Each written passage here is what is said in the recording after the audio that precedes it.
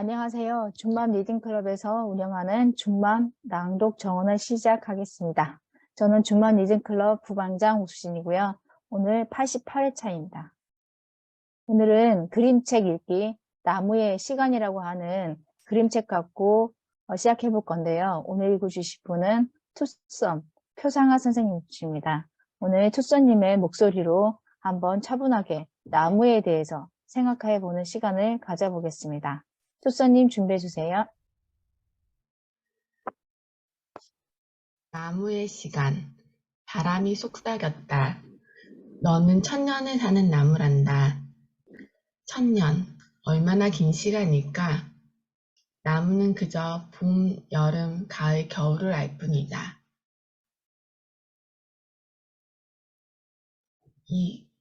이른 봄. 나무 시장에 사람들이 몰려들었다. 사과나무, 대추나무, 꽃이 예쁜 벚나무. 사람들은 어린 나무를 하나 둘 데려갔다. 앙상하고 구부정한 나무 앞에서는 아무도 오래 머물지 않았다.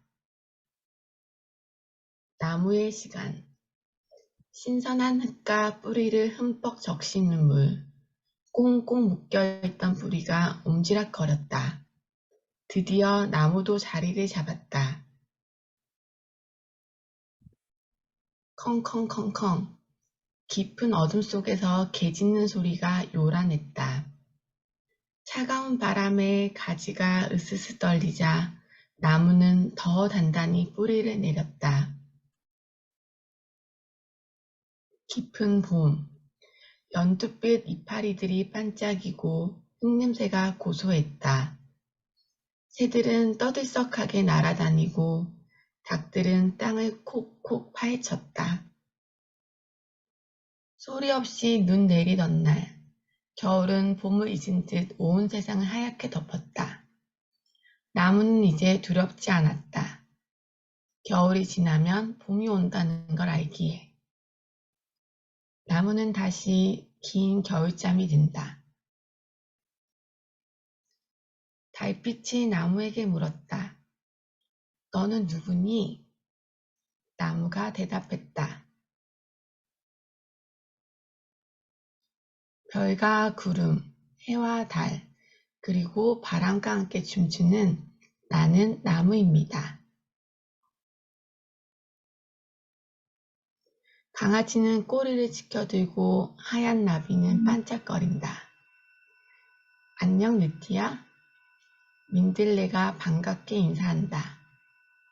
봄이다.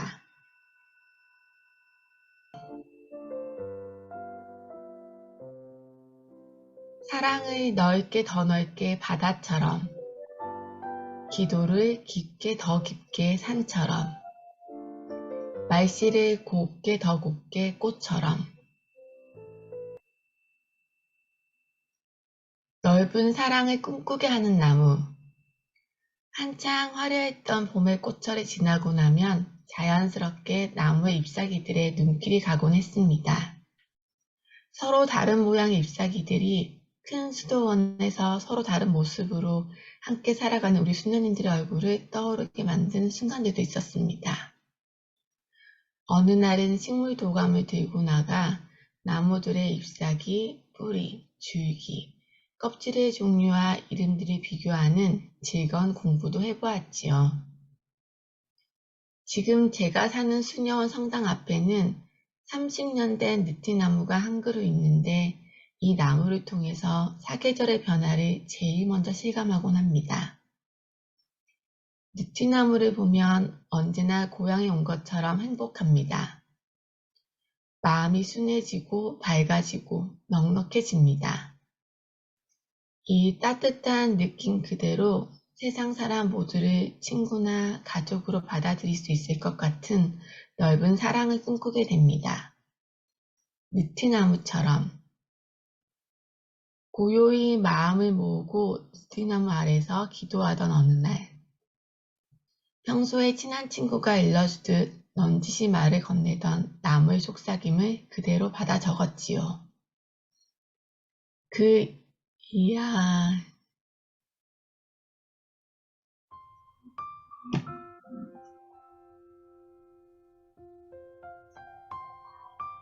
나무 안에서 김형령.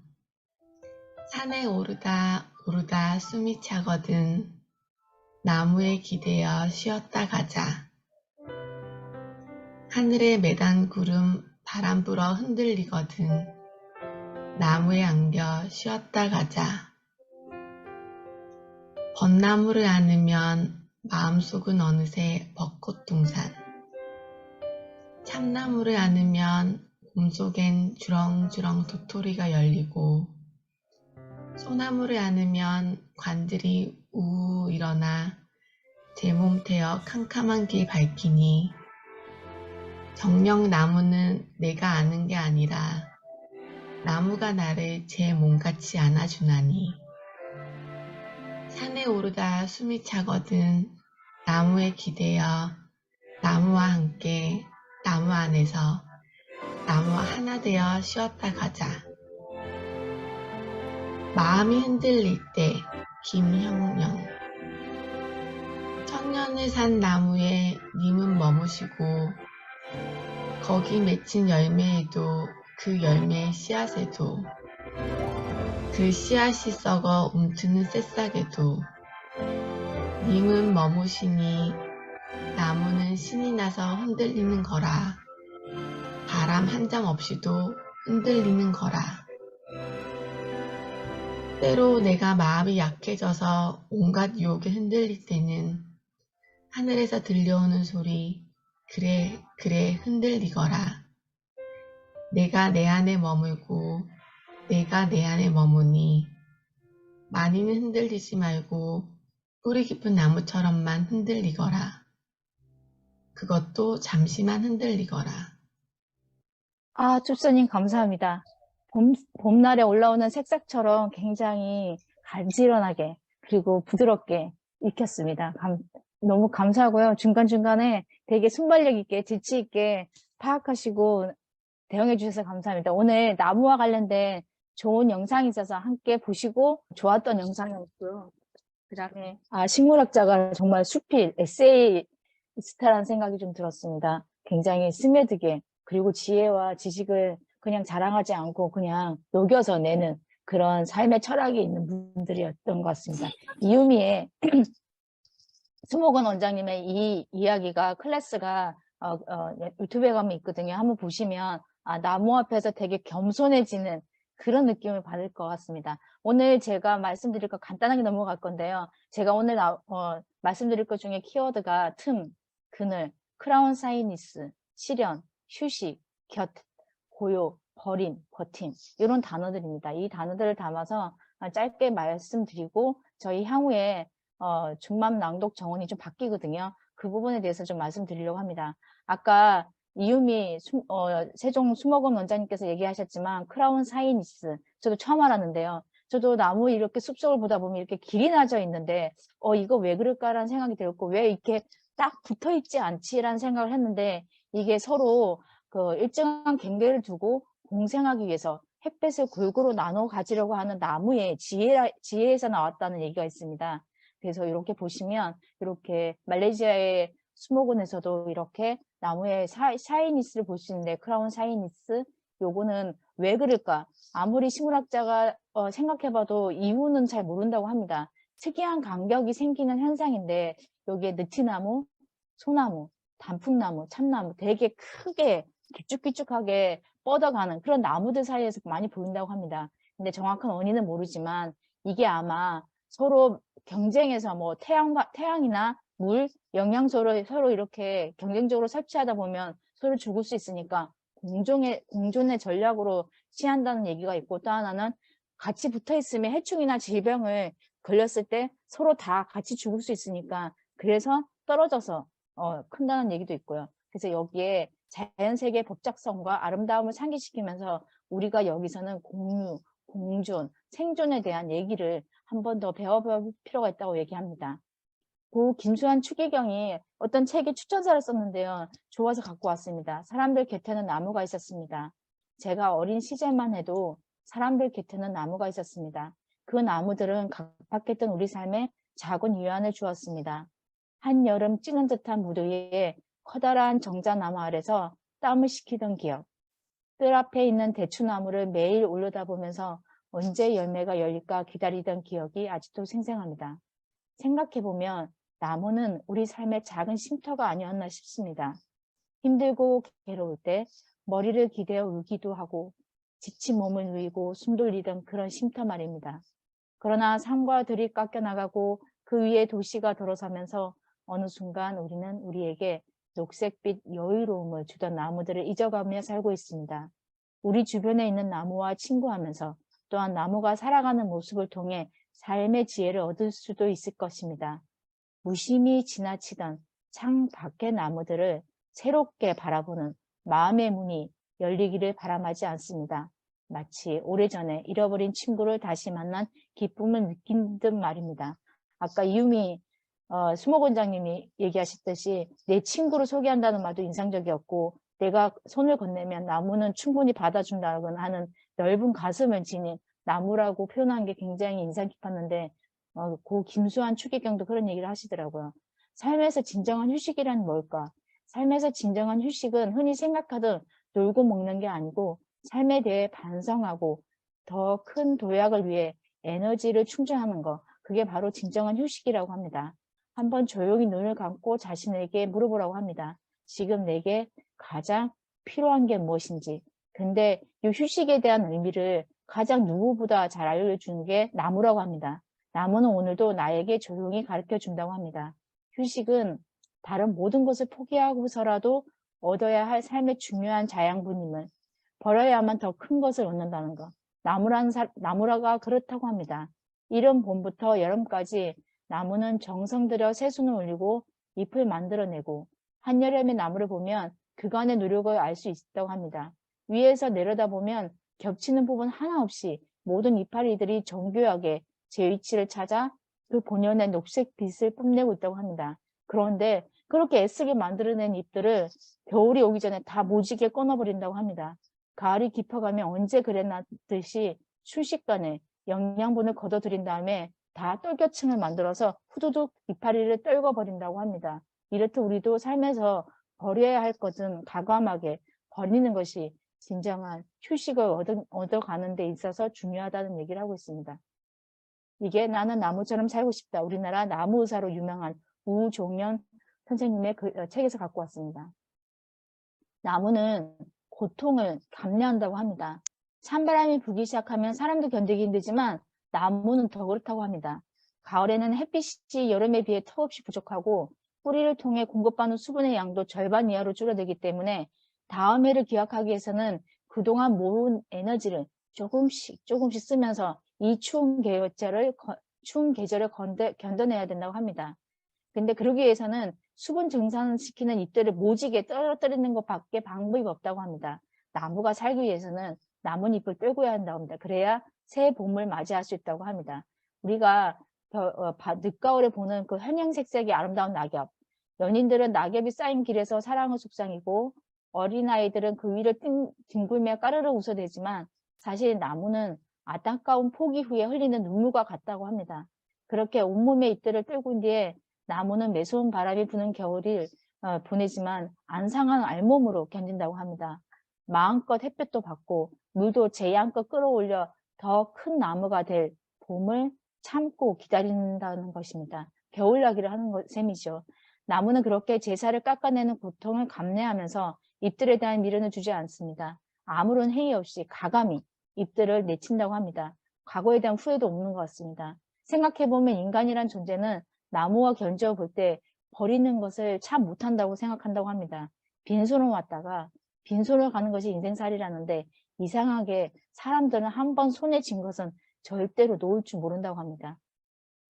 그 다음에 나무탐독이라고 하는 책에서 1400살을 살고 있는 우리나라 대한민국 최고령 오래된 나무가 있답니다. 그게 주목나무인데요. 강원 정선의 두이봉에 자라는 천년기념을 433호라고 합니다.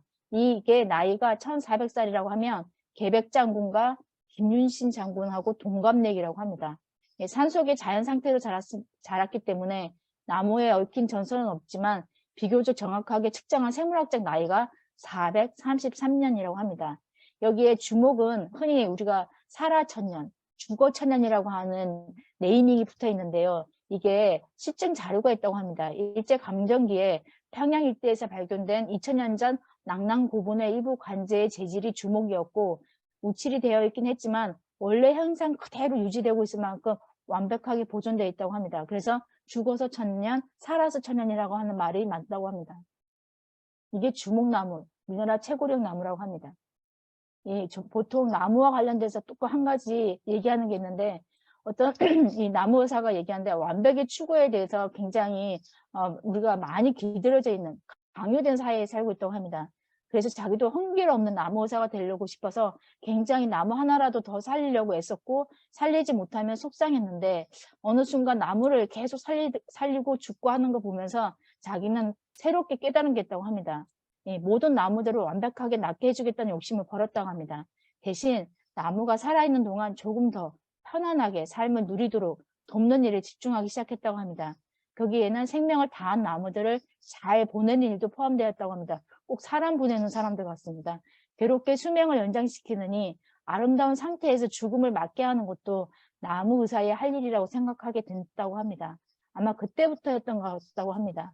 빡빡하던 나무 의사 노릇에 숨 쉴 틈 없이 생긴 거, 그러니까 틈이 생겼다고 합니다. 옛날에는 굉장히 빡빡해서 자기를 지치게 했는데 이제는 즐겁게 그 나무를 사랑할 수 있고 보살필 수 있는 의사가 되었다고 합니다.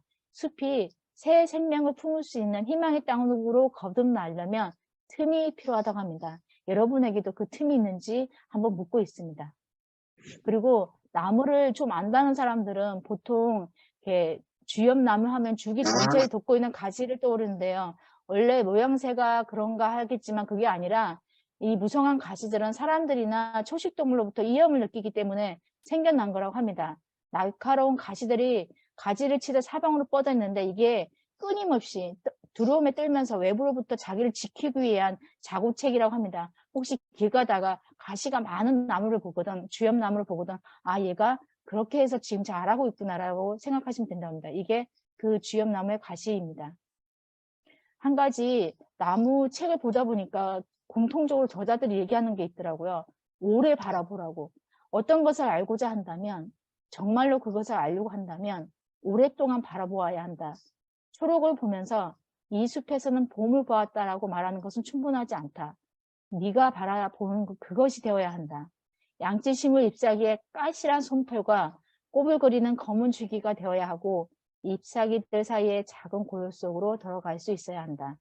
시간을 충분히 들여서 그 잎사귀들에서 흘러나오는 평화로움을 만들 수 있어야 한다. 나무는 두고두고 보면서 계속 관찰하고 그래서 그 아까 이유미 수목원장님 말 중에 자기가 산책길에서 수목원 들어오면서 출근길에서 매일 보는 나무에서 한 번도 똑같은 모습을 본 적이 없다는 말이 굉장히 기억에 남았습니다.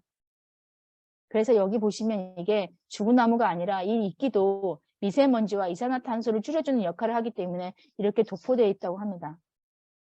여기 한 그루의 나무가 있었다고 합니다. 언제부터 그 자리에 있었는지 알 수 없지만 나무는 늘 한 자리에 있었다고 합니다. 봄이 가고 여름이 가고 가을이 가고 겨울이 가고 계절이 바뀌면 계속 되풀이 되었고 알 수 없을 만큼 오랜 시간 동안 그래도 나무는 항상 그곳에 있었다고 합니다. 아무런 미동도 없이. 그리고 다시 봄이 왔고 숲은 열심히 고개를 내미는 새싹들로 싱그럽다고 합니다. 추운 겨울을 지나면 잠시 잠들었던 나무가 기지개를 켜고 나무가지에도 파릇파릇한 새싹들이 돋아나 분주히 이파리를 키워갑니다. 나무는 행복하지도 불행하지도 않습니다. 나는 언젠가 이런 이야기를 들은 적이 있습니다. 어떤 만남을 통해서 바로 네 자신의 모습을 보게 될 거야. 그리고 삶을 빛나게 할 해답을 얻게 될 거야.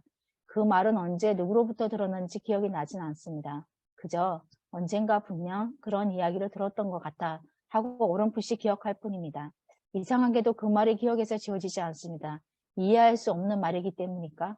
사람들은 보통 만남을 통해 상대방을 보기 마련이라고 합니다. 그런데 어떻게 상대방이 아닌 나 자신을 보게 된단 말이지? 내가 얻어야 할 해답은 과연 무엇일까? 여기서 깨달음을 얻은 나무에 대한 이야기 책에서 보통 나무를 만나게 되면 자기 자신을 보게 된다고 합니다. 이 거대한 나무가 쓰러지는 이유, 유명한 이야기 중에 하는데요. 딱정벌레 떼가 나무 속을 파먹었기 때문이라고 하는데 오랜 세월에도 시들지 않고 폭풍과 벼락을 견뎌온 그 거목이 손가락으로 문지르면 죽일 수 있는 작은 벌레들에게 쓰러지고 만다고 합니다. 우리의 심장을 갉아먹는 근심이라고 하는, 걱정이라고 하는, 두려움이라고 하는 그 벌레를 우리는 한번 생각해 볼 필요가 있습니다. 그 다음에 지금 너무 많이 시간이 지나서요. 짧게 하고요. 여기에 나무와 관련된 명언 중에 한 3가지만 소개드리고 끝내고 하자 합니다. 나무를 심는 자는 그늘을 사모하고 이익을 추구하는 자는 바람을 따른다. 바람 따라 가다 보면 언젠가 자기를 잃게 되고 또 후회하겠죠. 나무의 가치는 그 크기가 아니라 그 역할에 있다. 그리고 나무처럼 굳건하고 뿌리 깊은 삶을 살라고 알버트 수바이처 박사가 얘기했다고 합니다. 여기 나무로 심리 테스트를 하는데요. 6가지 나무, 히말라야 산나무, 사이프러스 나무, 무화과 나무, 석류나무, 아몬드 나무, 버드나무. 딱 보시기에 직관적으로 어떤 나무를 더 좋아하시나요? 이 나무를 좋아하는 상태에 따라서 그 사람의 심리 상태를 알 수 있다는 나무 테스트였습니다. 오늘 나무에 대해서 얘기를 했는데요. 저희가 여기 다음 주 토요일은 58회 북미부가 있고요. 누구나 다 환영합니다. 그리고 저희 여기 중만 리딩클럽 다음 주 일요일 날 아람정원에서 AI 글쓰기, 제가 지금 한창 요즘 공부를 하고 있는데요. 이 관련돼서 정리된 자료를 갖고 여러분들이 AI를 활용해서 어떻게 글쓰기를 할지, 그리고 제가 이걸 활용하면서 느꼈던 점이 있어서 한번 공유해 보려고 합니다. 그리고 저희 새롭게 토요일마다 북리뷰가 없는 주에 토요일 날 윤독을 하려고 합니다. 사전 참여 신청을 받아가지고 윤독을 통해서 조금 집중력과 인내를 키우면서 자기 목소리를 자기가 듣고 다른 사람들과 그 목소리를 함께 울리는 걸 에너지를 느껴보면 훨씬 더 좀 풍요로운 삶이 될 것 같다는 생각이 해서 윤독을 하고 싶고요. 또 하나 이 윤독 관련된 책을 이미 선정했는데요.